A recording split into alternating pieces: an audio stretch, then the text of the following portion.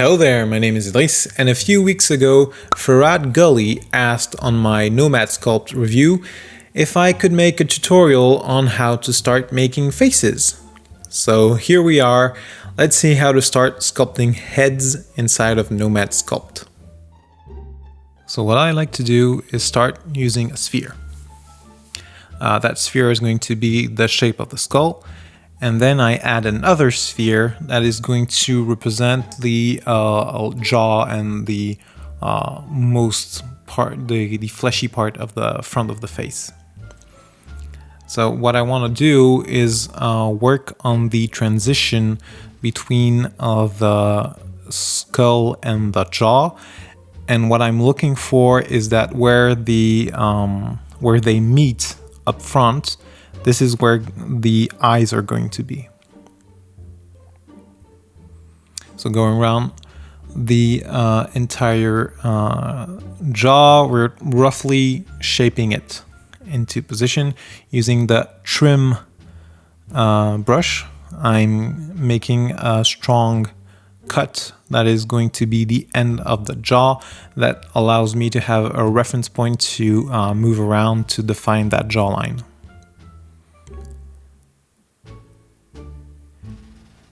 That jawline is going to be where the jaw line meets the skull, is where we are going to position our ears. So what we're looking for here is we're building blocks and shapes, and we're trying to work on where they transition into one another. That way, when you need to create something specific, you can just simply move all those basic shapes you've created here in your base mesh to match your reference. And once we merge everything into a single model, when we re-voxel it to recreate the topology, it's going to be a more seamless transition. So here, using the flatten tool, I'm working on that jaw shape. I'm trying to create some planes because that's going to be something we can reference in our final model. If you're trying to reference something specific, if you're trying to design something specific, having that jaw line to play with, once you have something defined, you have something that you can modify to suit your needs.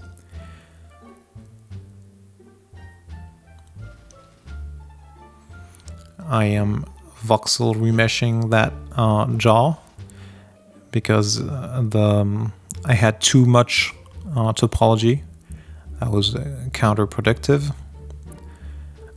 It's a good habit to rename your tools, your models, so that way the scene is a little bit more manageable. Here I'm inserting two spheres that I'm scaling, and I turned the symmetry option on so that way I can add two spheres at once, and I'm scaling and flattening them into position and I'm going to move them where that jawline meets the skull. So we're still working on our reference points.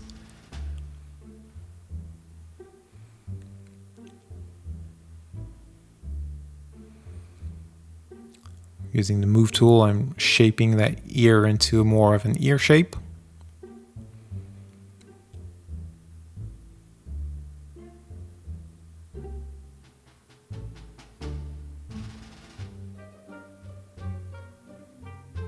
Again, renaming is a good habit to have.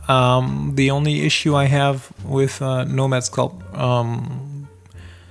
about renaming is that every time you remesh a model, it becomes a new model named merged something. So sometimes you have to rename something you've already labeled correctly. So we've inserted a cylinder that's going to be the shape of our neck, and we're going to transition it into the base of the skull just behind the jawline.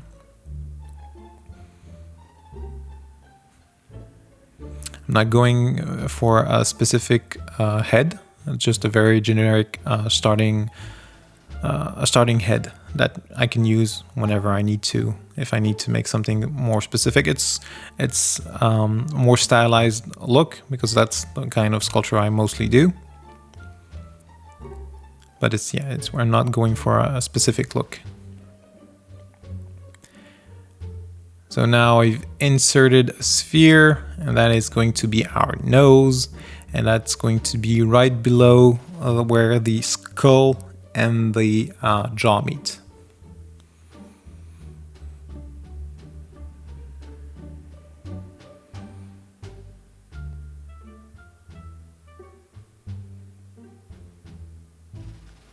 And now we've mostly set up, blocked out everything. So now we are going to shape everything to be more user-friendly. So here I'm carving in some cavities for the eyes, the eye sockets.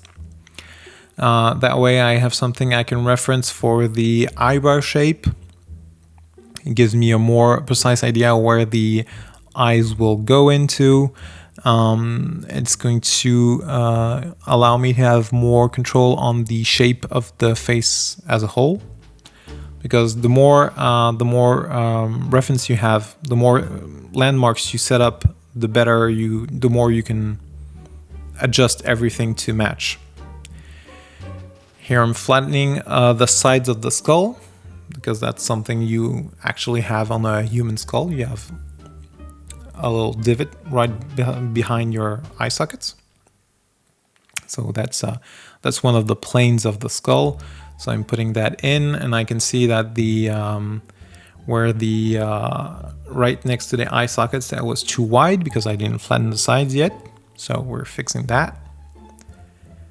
The skull isn't a perfect sphere, so I'm giving it a little bit more form on the rear of the skull. Trying to bring in some of that skull-shaped landmarks.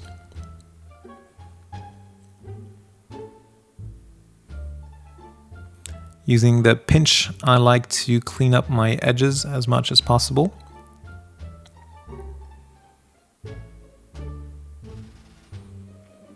The cleaner your landmarks, the easier it is to work with, and the nicer it looks.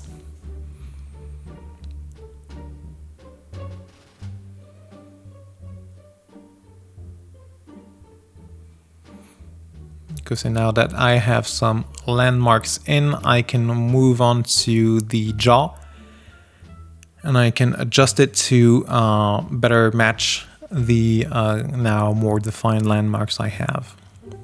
So I want to have that junction be right between the corner. I want my junction to be between the corner and corner of every eye. So the inner and outer corner, that's where I want my junction of the jawline, of the jaw model to be. So I use the trim tool just to clean up that edge. I'm going to remesh it again, just to have a nicer geometry to work with. But this is all of this is temporary topology, so you don't really care. It's just to have a good base to work from. That's the big masses you're going to be moving and adjusting to match your reference. And when here I'm drawing the landmark I want to add. So I want to have something that is going to go. I want to have a line that goes from a plane that goes from the ear to the chin. So I'm going to use the flatten tool, and I'm going to try and create that that plane. But yeah, you want to have big shapes that that have enough landmarks for you to be able to have something to match your reference. But you want them to be simple enough that you can manipulate and scale them and adjust them easily. So here the goal is having enough landmarks and having them in a good position to have something to work from. So here with my flattened brush, trying to create that landmark. So I'm going from the ear, I'm trying to go across where the cheeks are the widest. Then I'm going where the cheeks go inward the most. So I'm making of simplified versions of lots of different planes, but I want to have a nice transition. So yeah, imagine, if you had a line going from the ear to the chin, and you want to have a nice even transition. So it's not really a plane because it goes around, but we want to have those smooth transitions, and that's going to give us a better understanding of the overall face, the overall jawline. So we're simplifying it a bit because ideally you would have more planes, but it works better for more realistic characters or for very characters with very masculine features.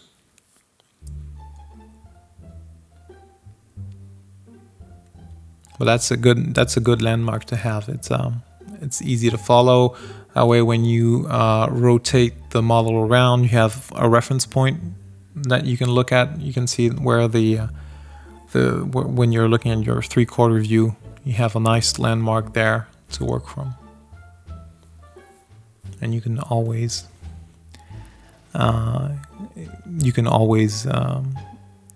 change that later. It's just to have a nice landmark to start from.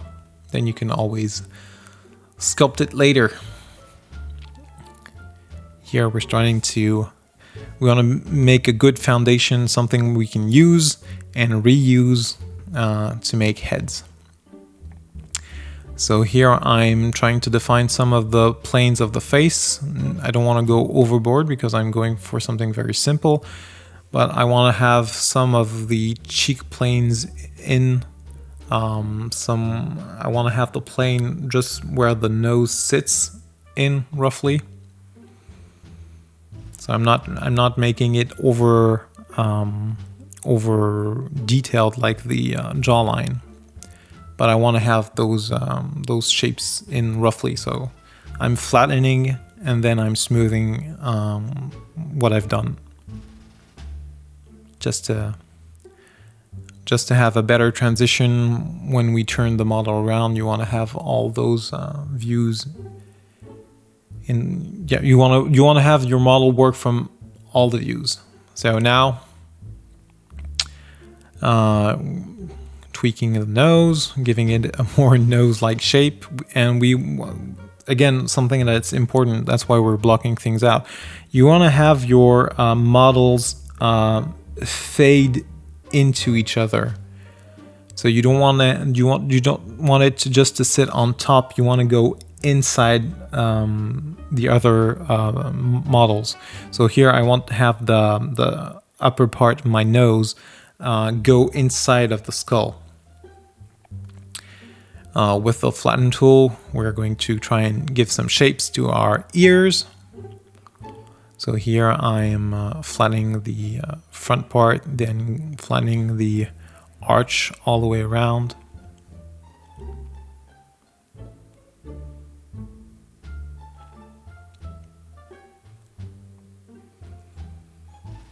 And then, I'm just removing some of the volume on the rear.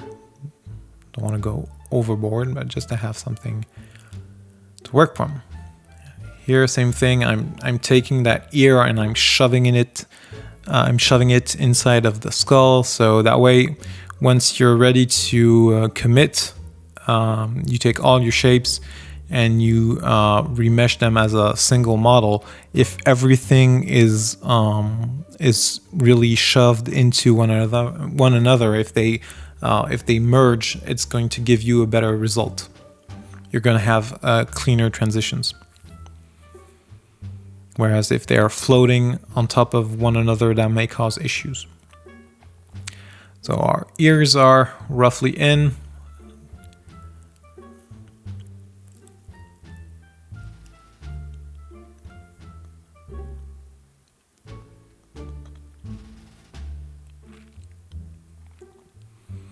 Going back on the jaw model, smoothing it around, trying to look at it from every angle. Here I'm with the pinch brush, trying to clean that jawline.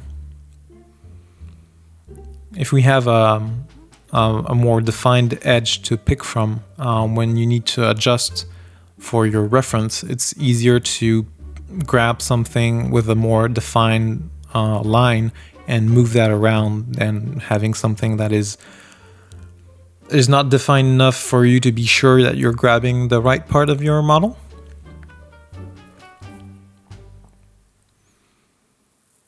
So here we're at a pretty good space. You could leave it here and well, you could actually start from just stop there and actually work on your final model with that. You could just remesh from that. Here I'm using the crease just to I'm sculpting in the line of the mouth, and then I'm smoothing it out. I just want to have a barely visible landmark, just to double check that everything is roughly in the right position, and just to have something I can use as reference again if I need to if I need to match a reference, and on that reference the mouth needs to be in a certain position, and I just want to grab the overall region surrounding the mouth. I just want to have something to look at that I can reference, so I know what to grab and what to move and what general area I need to work from.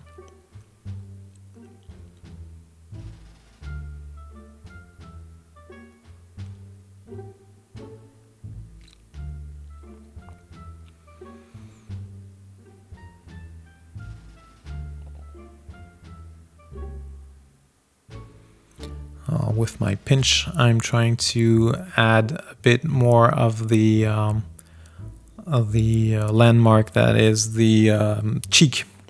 So that cheekbone, that other landmark that could be there. Not overdoing it, but just nice to have something. So inserting 2 spheres again, and we are nearing towards the end of this block out of the head. So these spheres are going to represent where the eyes would be, but they're not eyes, so you don't have to you shouldn't think of them as eyes yet. These are the eyelids. So this gives me so that way I know where I can look. I want to position them right at the middle of that line where the skull and the jaw meet. But now that I've set them in, I can see that some of the volume isn't perfectly correct. So that way I can adjust. Again, you put some landmarks in so you can move things around in context. So here I can see that the skull is going too much forward near the nose bridge.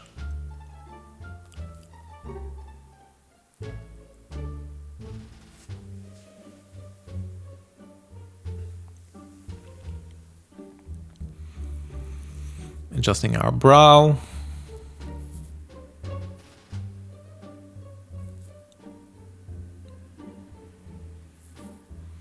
Giving the eyes a little bit more resolution, so just so I can crease them and have the rough idea where the eyelids would close, and that way I can adjust the rest of the face.